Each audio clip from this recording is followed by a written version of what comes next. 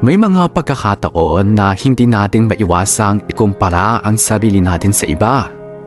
Para sa akin, wala namang problema doon maliban na lang kung unti-unti na itong nakakaapekto sa mga desisyon natin sa buhay. Ako nga pala si Sunny, isang public school teacher. Marami-rami rin akong pinagdaanan bago maabot ang pangarap kong maging isang ganap na guro. Marami-raming disappointments din ang naranasan ko na nakaapekto sa buhay pag-ibig ko. At yun ang gusto kong ikwento sa inyo. Masasabi kong I am a family person. Malaki ang pagpapahalaga ko sa pamilya kahit na small family lang ang meron kami. Ang papa ko, ang mama ko, at ang kapatid kong si Kurt. Hindi rin kami mayaman kaya napilitan ng mama ko na mag-ibang bansa bago pa ako tumungtong ng high school. Mula noon, si Papa at si Kurt na ang palagi kong kasama araw-araw. Pero kahit na nasa malayo ang mama ko, maswerte pa rin ako dahil buo at masaya ang pamilya namin. Wala man kaming malaking bahay o magagandang sasakyan, sapat na yung pagmamahal ng mga magulang namin para maibigay ang mga pangailangan namin lalo na nga sa pag-aaral.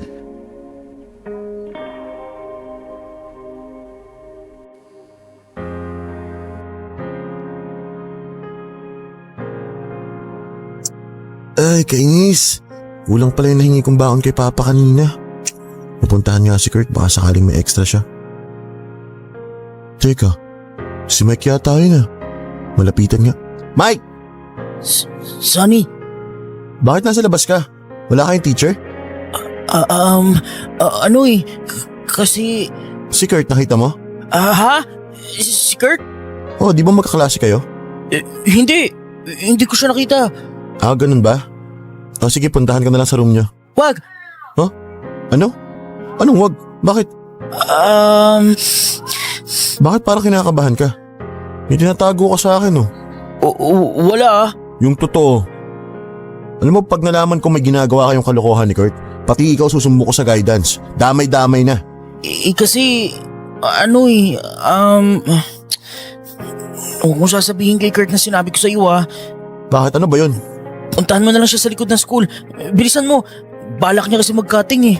Ano?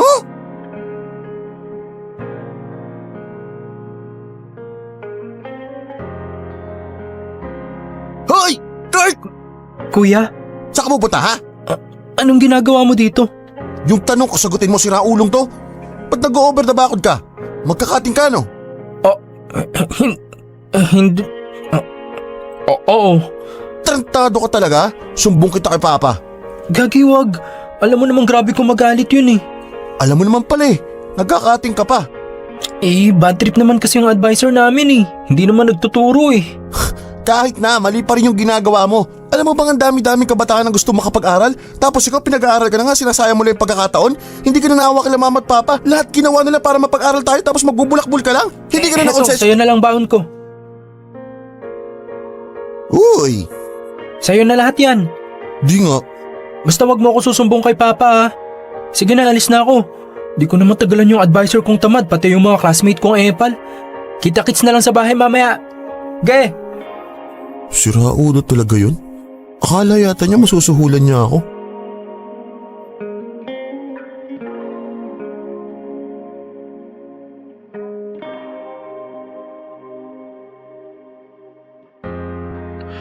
Sigurado ka ba dyan sa sinasabi mo? Nagkating klase si Kurt? Opo, ako po mismo nakakita. Bakit hindi mo pinigilan? Nakakita po ng bakod ng datnan ko eh. Wala na akong magawa. Ay, pasaway talaga yung bata na yan. Yari sa akin yung pagdating niya. Nandito na ako.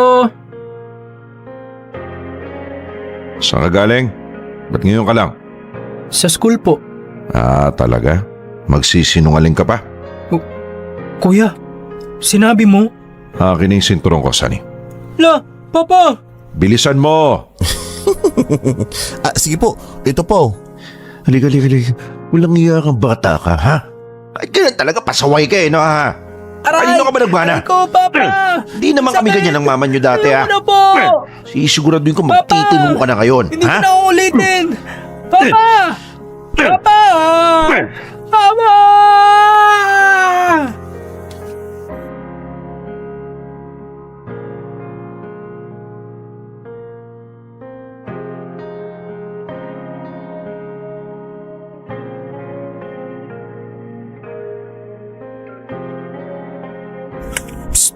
Uy, Ano?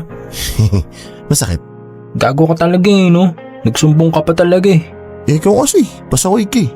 Akala ko ba hindi mo ako isusumbong? Hoy, wala kaya akong sinabi na hindi kita isusumbong. Pero tinanggap mo yung suhol ko. Tinanggap ko lang, pero hindi ko naman sinabing hindi ako magsusumbong eh. Nagulangan mo na naman ako. Ikaw naman kasi, alam mo na ngang mali, ginawa mo pa. Ewan ko ba? Hindi naman kasi talaga ako masaya sa school na yan eh. Nababagot lang ako sa loob ng classroom. Ang gusto ko sa labas. Kahit maging tindero pa ako balang araw o kaya maging magbabalot. Kahit mga lakal pa ako. Masaya na ako dun. Hindi talaga ako bagay sa eskwelahan na yan eh. Alam mo, ang daming taong naiinggit sa atin kasi nakakapag-aral tayo. Hindi ka ba nangihinayang kung papalampasin mo lang yung chance? Tiisin mo na lang muna. Maniwala ka sa akin. Balang araw, pasasalamatan mo rin kami ni Papa dahil naging stricto kami sa'yo. Maiintindihan mo rin para sa itong ginagawa naming paghihigpit.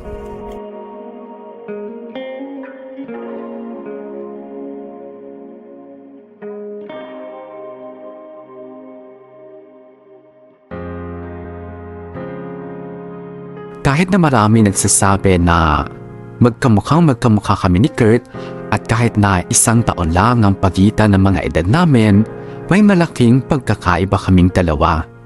Ako, mahilig sa pag-aaral, samantalang si Kurt naman, mas gugustuhin pang tumambay sa labas. Ewan ko ba kung ano ang meron sa taong yon at mas na-enjoy niyang makipagkaibigan sa mga tambay. Kulang na lang i-remind namin siya araw-araw na iwasan ang pagbubulakbol. Parang ako pa tuloy yung naatasan ni Papa na bantayan siya. Siyempre ako naman, ayoko maging masyadong mahigpit sa kanya dahil baka doon pa siya lalong magrebelde. Kaso nga lang, kahit ano talagang gawin ko, hindi ko talaga mapasunod ang kapatid kong si Kurt. Bago pa makatungtong ng second year college si Kurt, tuluyan na siyang nag-decide na huminto sa pag-aaral. Ang sabi niya, hindi niya talaga nakikita ang sarili niya na maging professional balang araw. Gusto niya maging independent at magkaroon ng sariling pera habang maaga pa. Kaya nagtatrabaho siya bilang isang call center agent. Tutunoon ang mga magulang ko sa naging desisyon niya pero mas mabuti na rin siguro na matuto siyang maging responsable sa halip na magpulakbol araw-araw.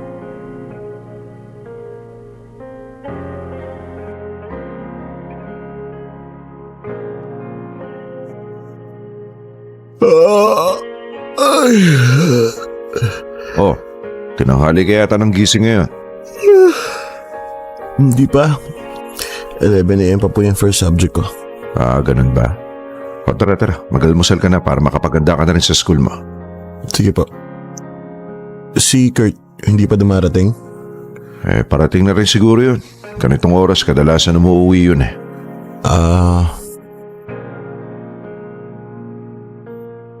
Ay, kapagod. Siya na yata yan. Yun oh, ano almusal? Dating gawi. Pandesal itlog na naman. O ito, may uwi ako galing office. Dami niya na. Padispedida ng isa naming teammate eh. Nag-uwi ako ng sobra. Daming ang pagkain kanina sa office eh. Despedida na naman? Parang kailan lang may nag-resign din sa inyo, di ba? Alam mo naman sa call center eh. Panay ang labas at pasok ng mga empleyado. Sa bagay. Ay, oo nga pala kuya. Eto yung hinihiram mong pera sa akin oh. Yung para ka mo sa panggastos mo sa school. Yun, salamat. Galingan mo sa pag-aaral anak ha. Huwag mo sayangin yung pagkakataon na nakatungtong ka sa college. Sira ulo. Pero pag may kailangan ka pa, magsabi ka lang. Marami naman ako extra dito eh. Alam mo naman ako, hindi naman ako masyadong maluho kaya nakakapagtabi ng pera kahit papano. Yan ang gusto ko sa'yo.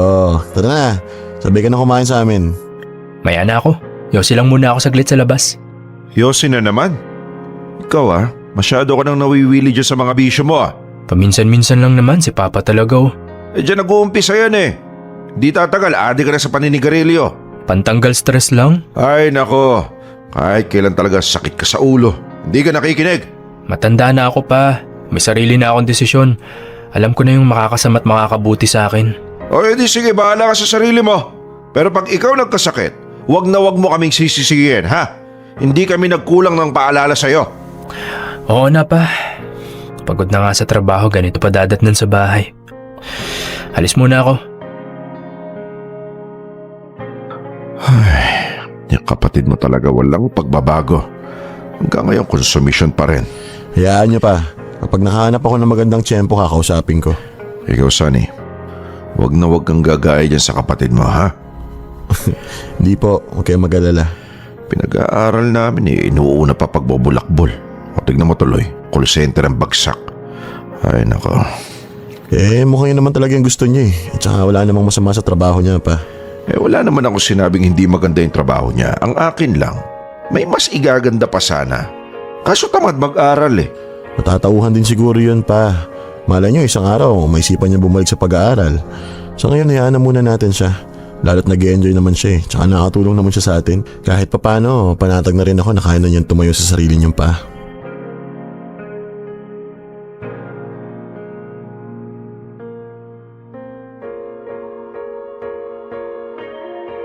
Oo, may mga ginagawa si Kurt na hindi nagugustuhan ng mga magulang ko.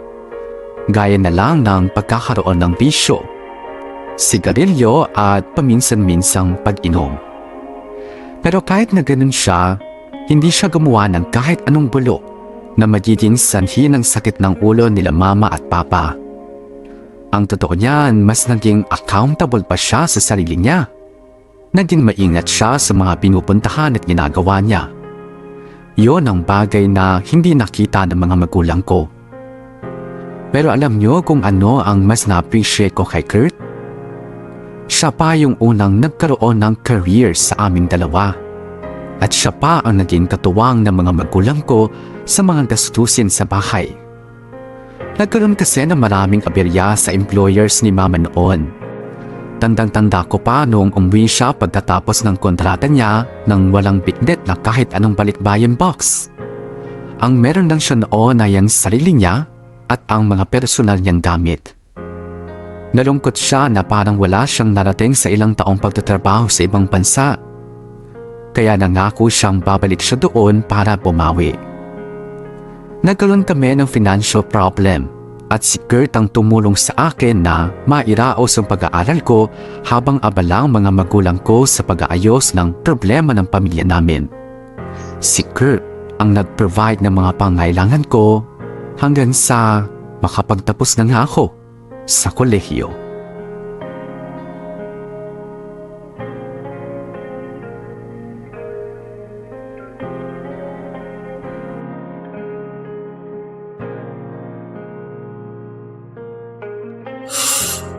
Ay, grabe. Napakainit naman. Daming tao ngayon Uy, may tumatawag. Si Queenie pala. Hello, love? Hello, love? Saan ka na? Nasa labas pa ako, love Pero pauwi na rin. Bakit? Lumabas na yung result ng licensure exam. Talaga? Nakita mo na? Hindi pa, love Gusto mo dumaan dito sa amin? Sabay natin tignan? Sige, love. Pupunta na ako dyan. Hintayin mo ako, Okay, love. Ingat ka.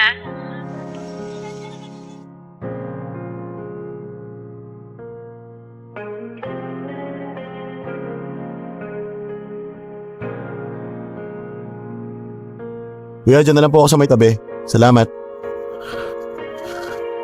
Sana pasado, sana pasado, sana pasado.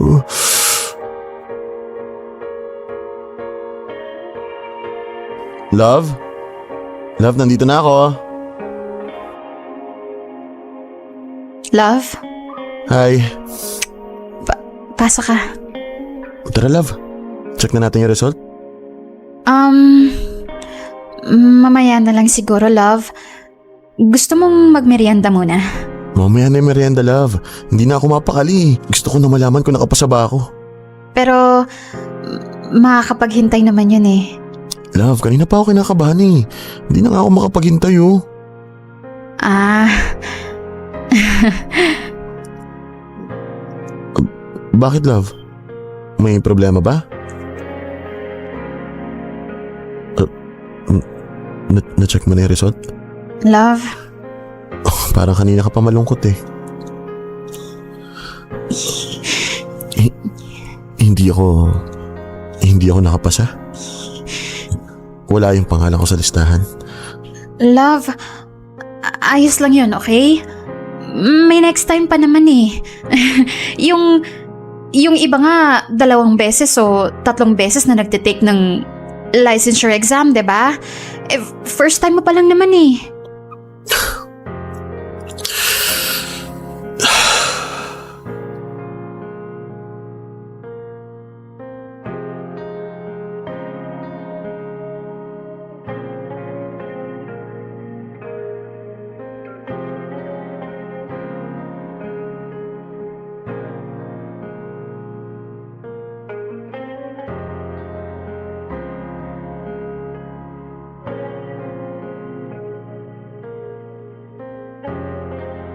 Pasensya na, tol. Hindi sinuwerte. Okay lang yun, kuya. Tama yung sinabi ni Ate Queenie. May next time pa naman. Huwag mo masyadong dibdibin yun. Nakakahiya lang kasi. Ikaw yung sumagot sa mga panggastos ko nung wala akong trabaho habang nagre-review. Wala yun, huwag mong intindihin yun. Ang isipin mo na lang, at least alam mo na yung flow ng exam. Mas kaya mo na yun sa susunod. Paano yan? Hindi mo na matutuloy yung usapan natin na susunod ako dyan sa US. Hindi pa ako pwede magturo dyan eh. Wala pa akong lisensya. Sus, wala namang deadline yung plano natin eh. Pwede pa rin naman yun next year o kaya kahit after 2 years. Pasensya na kayo ah. Dahil sa akin, mapupunada pa tuloy yung mga plano. Walang problema doon, kuya. May tiwala kami sa'yo. Siguradong sa susunod, mamaniin mo na yung exam.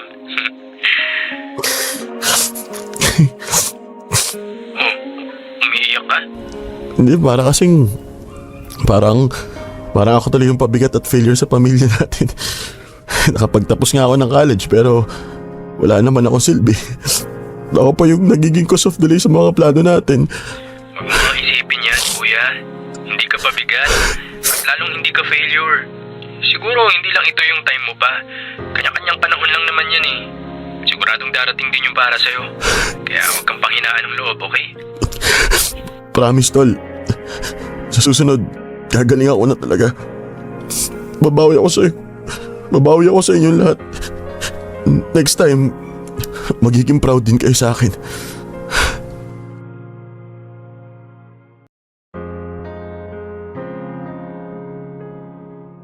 Hindi ko malilimutan yung pakiramdam noong hindi ko makita ang pangalan ko sa listahan ng mga nakapasa sa licensure exam for teachers.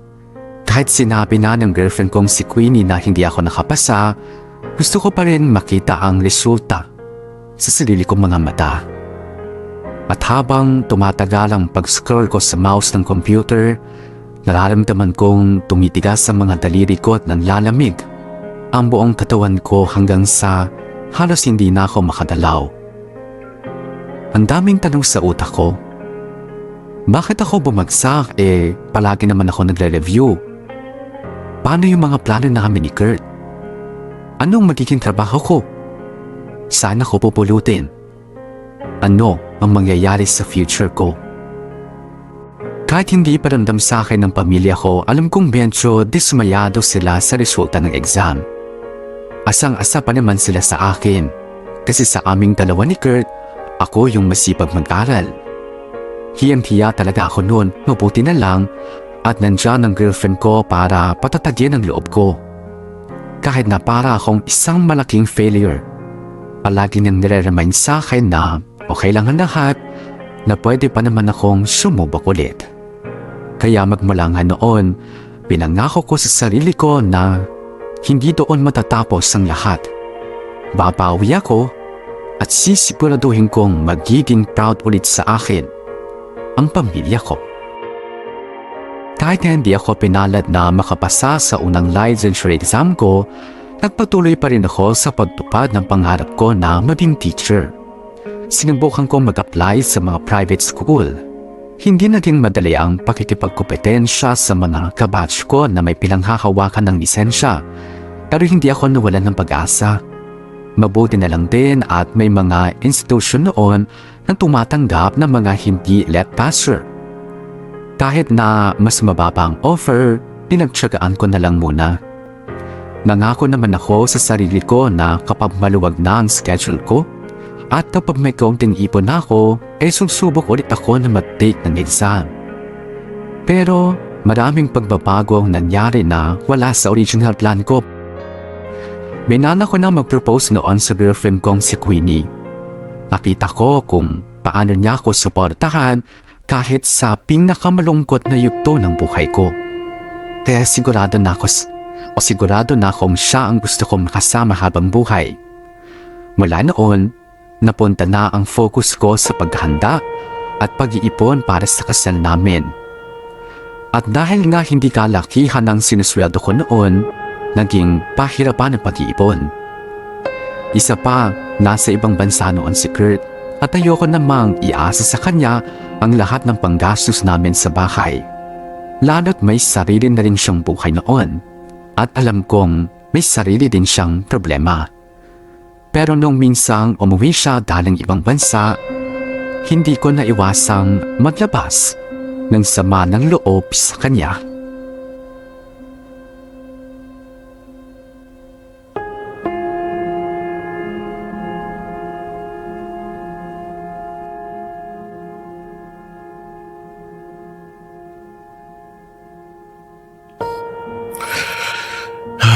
Konti na lang matatapos na ako dito.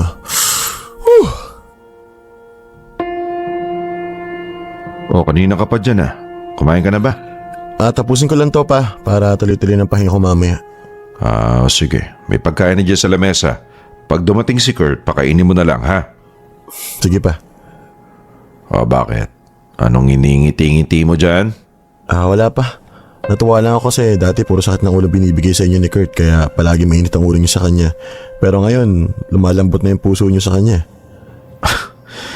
Ayoko lang naman kasi nung pagiging sobrang pasaway niya noon. Pero napatunayan niya naman na may mararating siya kaya kahit papano gumaan na rin ang loob ko. Siya, matutulog na muna ako. Ikaw na munang bahala sa kapatid mo pagdating, ha? Sige po.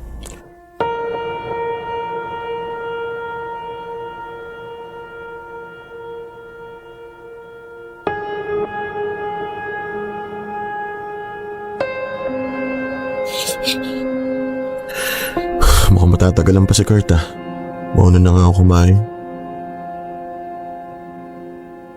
Kurt, ikaw na ba yan? Oo, kuya. Kumain ka na? Tapos na rin. Sayang, nagluto pa naman si Papa. Talaga? Sige, tikim ako konti. Kumusta naman yung mga lakad mo? Okay naman, kuya. Nakakatuwa nga kasi sobrang advance na rin pala ng mga office ng call center dito. Hindi na nalalayo sa Amerika. Ikaw ba, kuya? Never mo bang naisip na mag-BPO na rin? Malaki sweldo dito. Ang kagandahan pa, wala kang take-home na trabaho. Hindi kagaya dyan sa work mo. Hanggang bahay, nagtatrabaho ka.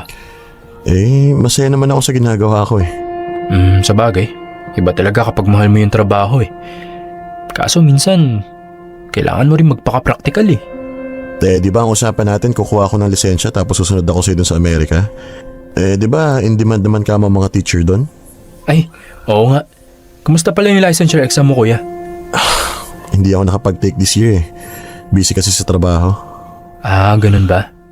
Mag-take ka na kaya uli next year? Tingnan ko kung kaya pa ng schedule. Mag-resign ka na muna sa work mo.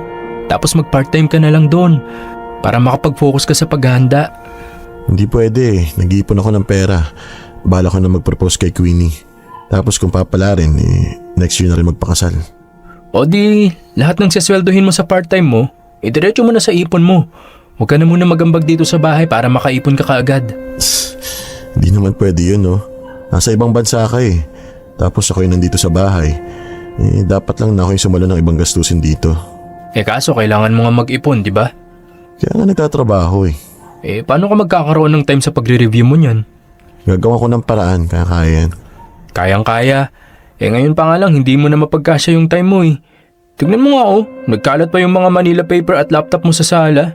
10 oras na ng gabi. Tapos may pasok ka pa bukas. Natural lang yan. Ganun talagang buhay ng teacher. Kuya, kung uunahin mo nga asikasuhin yung licensure exam mo, mas mapapagaan na yung buhay mo.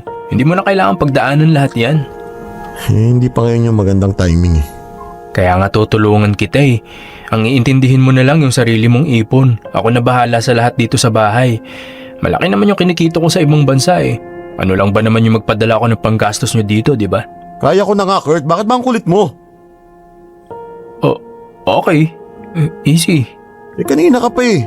Sinabi ko na nga kaya ko na. Ako nang bahala, gagawa ko ng paraan. Nagpipilitan mo pa yung gusto mo eh. Nag-aalok lang naman ako ng tulong eh.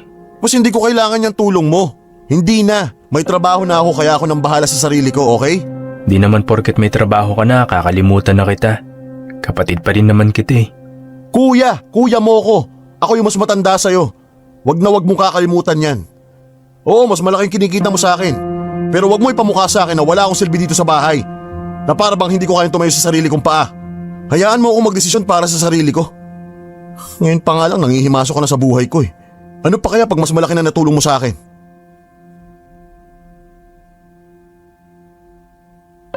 Alam kong hindi na din maganda ang reaction ko sa mga sinabi ni Kurt noon. Pero hindi ko na kasi napigilan eh. Pakiramdam ko nagiging invasive na siya sa mga desisyon ko. At hindi man niya sinasadya, para bang minamaliit na niya yung trabaho ko bilang teacher. At yun ang ayaw na ayaw kong mangyari. Itinuloy ko ang plano kong pagpropose kay Queenie at dahil nga sa kakarampot na sinusweldo ko, 1 taon ang tinagal bago ko naisagawa yung plano ko. Pagkatapos noon, ay inumpisahan ko na ulit ang pagre-review para sa LET at sa biyaya ng Diyos, nakapasa na ako. Isa na akong licensed teacher. Yun nga lang, medyo na-delay yung plano naming pagpapakasal. Akala ko kasi kapag meron na akong lisensya, magiging madali na ang paghahanap ng mas magandang trabaho. Pero akala ko lang pala yun. Sa dinami-dami ng magagaling na passer, naging mailapang oportunidad para sa kagaya kong retaker kung tawagin nila.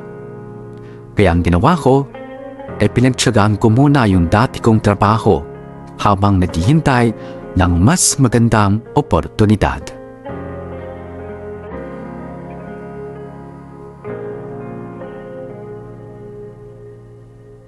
Grabe! Ang ganda pala ng interior itong bahay niyo, Kurt.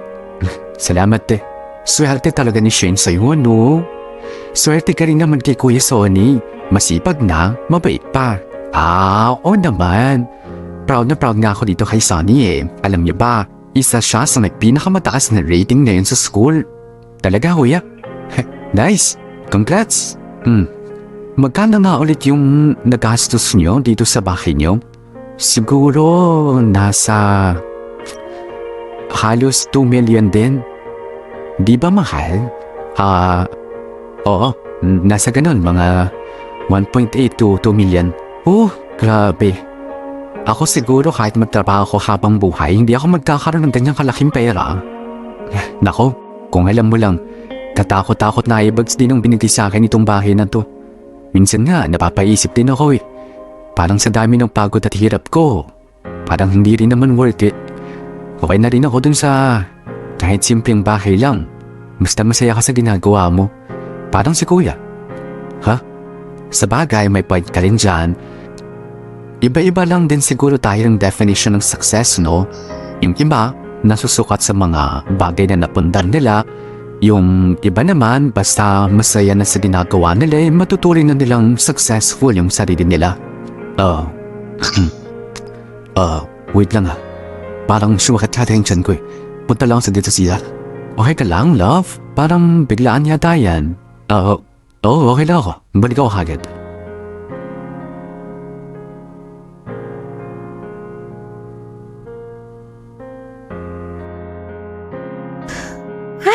nakakapagod yung biyahe? Nag-enjoy ka naman?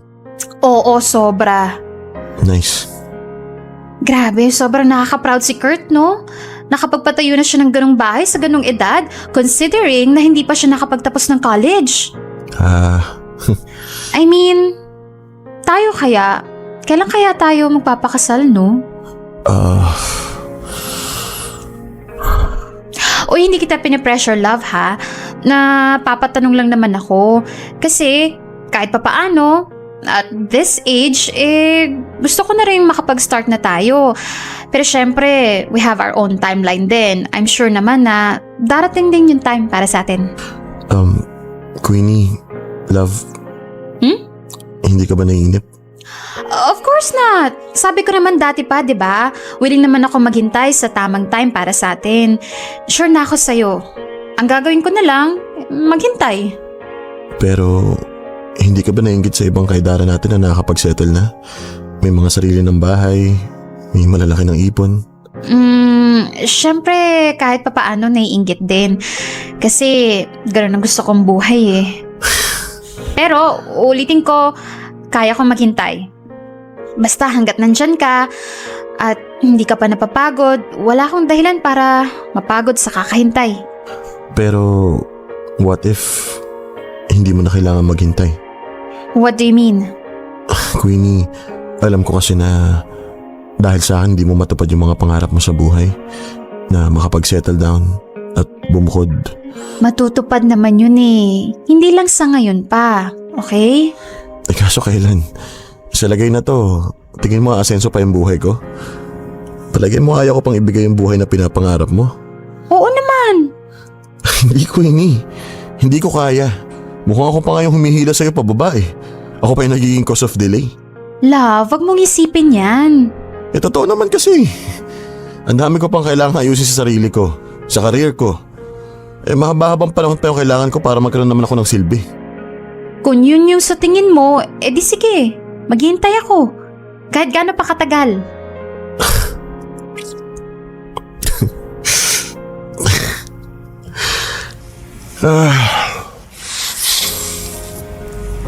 Ewan ko, Queenie. Parang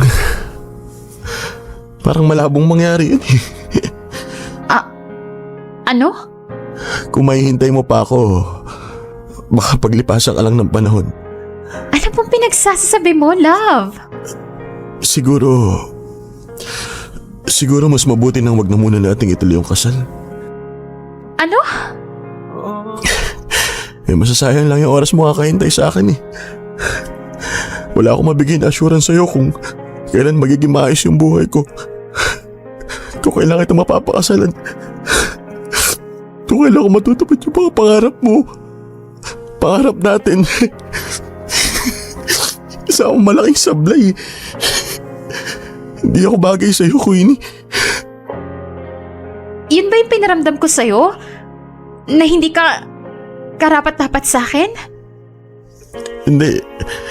Kahit kailan hindi mo pinaramdam sa akin yan. Pero ako sa'yo may mali eh. Ako yung nakakaramdam nito. Gulong-gulo pa ako. Marami pa akong dapat ayusin. At sa palagay ko, hindi pa ako karapat dapat magmahal ng ibang tao kung ako mismo hindi pa buo.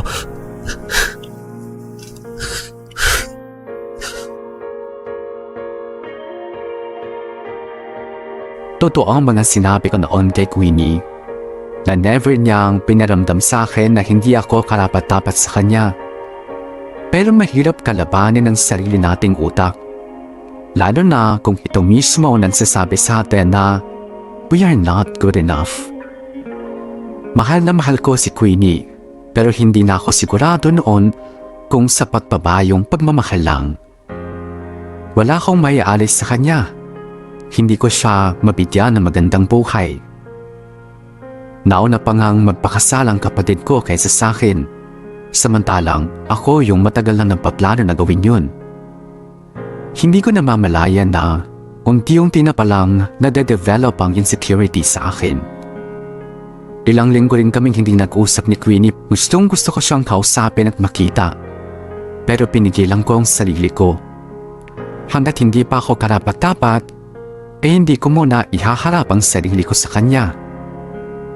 Kung makahanap man siya ng ibang lalaki na bumamahal sa kanya habang hinahanap ko pa ang sarili ko, tatanggapin ko yon ng buong buo. Kailangan ko pang ayusin ang sarili ko. Yon ang itinanim ko sa utak ko. Nababaguhin lang pala ng isang pangyayari sa buhay namin.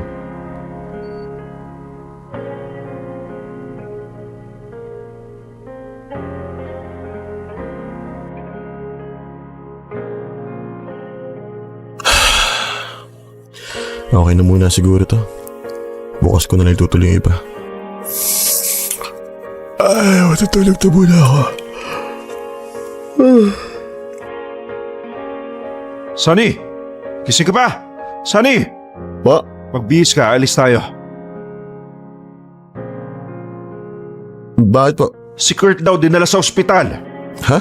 Bakit? Mamaya na ako magpapaliwanag, basta magbihis ka. Sige, wait lang. Diyos ko.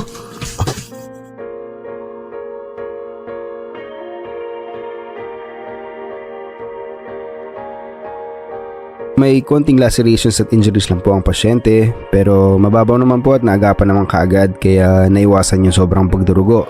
Pero makakauwi din po ba siya ngayon, Doc? Well, wala naman pong serious injury.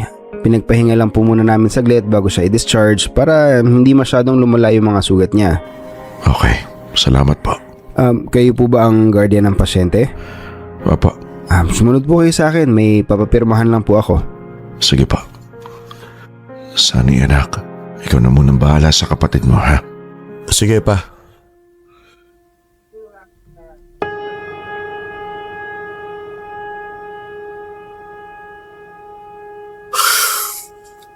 Pasaway ka talagang bata ka. O ano? Pwede na ospital ka ngayon. Ba't kasi nabuhay pa ako eh? Ano ba kasi nangyari? Wala eh. Pinatulan ako ng mga tambay sa amin eh. Bakit nakipag-inuman ka? Hindi, ako lang mag-isa uminom. O tapos?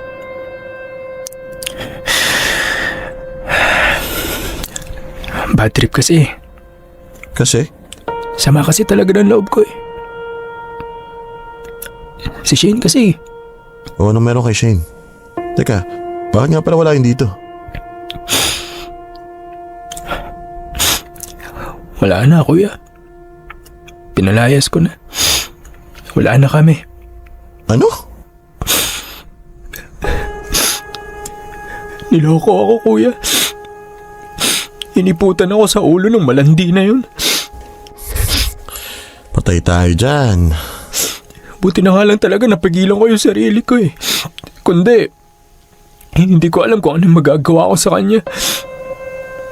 Kaso nung naglasing naman ako, hindi ko na kinaya yung tama ng alak. Naghamon ako ng away. Kamalas-malasan naman. May pumatol. Hayaan mo. Sabay ka na lang muna umuwi bukas. Regluhin muna natin yung gulo na pinasok mo bago ka umuwi dun sa inyo. Para siguradong safe ka. Ayoko na kuya. Ayaw mo na? Ang alin? Ayoko nang umuwi sa bahay na yun. Maaalala ko lang lahat ng sama ng loob ko dun eh. Anong gusto mong gawin dun? Ganito na lang. Bahala na. Kung gusto mo, kayo muna ni Queenie tumira dun. Kaso, wala na ka... Alam mo kuya, inggit na inggit ako sa'yo. Ha? Hindi ko lang sinasabi sa'yo to pero sa totoo lang, palagi kong naiisip na sana naging kagaya mo na lang ako. Na kahit na simple lang yung buhay, meron namang totoo nagmamahal sa'yo. Yung willing maghintay, yung hindi ka lolokohin. Ako kasi, parang pinakasalan lang ako ni Shane kasi may ipon ako eh. Hindi naman niya talaga ako mahal. Hindi ko alam na may ganyan ka palang nararamdaman. Kaya ikaw, wag mo na pakakawalan yung si Queenie ha. Mahal na mahal ka niyan. Kasi kahit na wala kang malaking pera, nandyan pa rin siya. Alagaan mo siya. Ipaglaban mo. Kasi mahirap na makahanap ng kagaya niya na totoong magmahal. Bakit hindi sinasagot ni Shane yung tawag ko? Naku pa, mahabang kwento. Ha? Pero kailangan ko munang umalis. Si Kurt na lang tanongin niyo. Bakit? Saan ka pupunta? Basta pa, babalik ako kagad. May kakausapin lang ako. Ganun ba ka-importante yan? Oo pa, sobra. Sobrang importante nito. Hindi na ito makakapaghintay eh. Kayo na munang bahala dyan ha, alis na ako.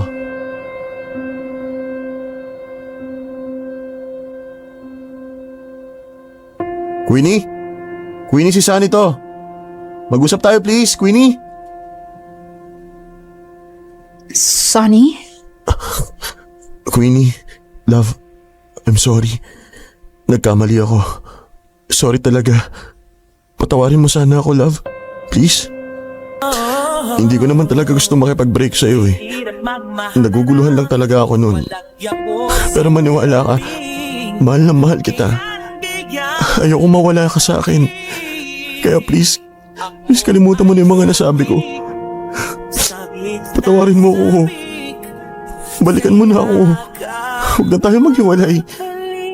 Bumalik na tayo sa dati. Please. Love, wala ka bang sasabihin?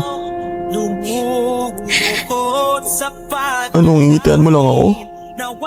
Sabi na nga ba eh, hindi mo rin ako matitiis. Alam kong babalik ka rin eh. Okay lang sa'yo? Hindi ka galit? Napula ako sa'yo ng konti.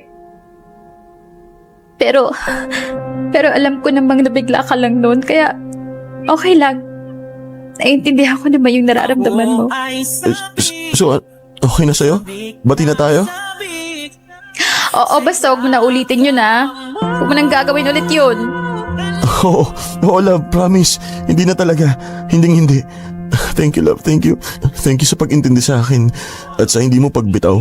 Mula ngayon, mas lalo ko pang-aalagaan ng relationship natin. Sabay natin malalagpasan ng lahat. Mawala na sa akin ang lahat. Huwag lang ikaw. Mahal na mahal kita, Queenie. Mahal na mahal. Sa totoo lang, hindi ko na alam ang sasabihin ko at this point. Wala akong ibang nararamdaman kundi puro pagpapasalamat sa mga tao sa paligid ko. Ang pamilya ko na hindi nagsawang sumuporta sa akin at ang girlfriend ko na sobra akong mahal. Na kahit wala akong yaman o malaking achievements sa buhay, mananatili pa rin proud sa akin. Sa lahat na nangyari, na-realize ko na bukod sa may kanya-kanya tayong timeline, meron din tayong kanya-kanyang kwento. Walang template ang buhay na dapat sinusunod. Hindi dapat natin ini-evaluate yung mga sarili natin base sa narating ng ibang tao. Ang definition ng happiness para sa atin ay maaaring iba para sa kanila. At ang pinakamahalaga sa lahat, minsan hindi lang natin alam pero yung buhay na meron tayo ay kinaiinggitan din pala ng ibang tao.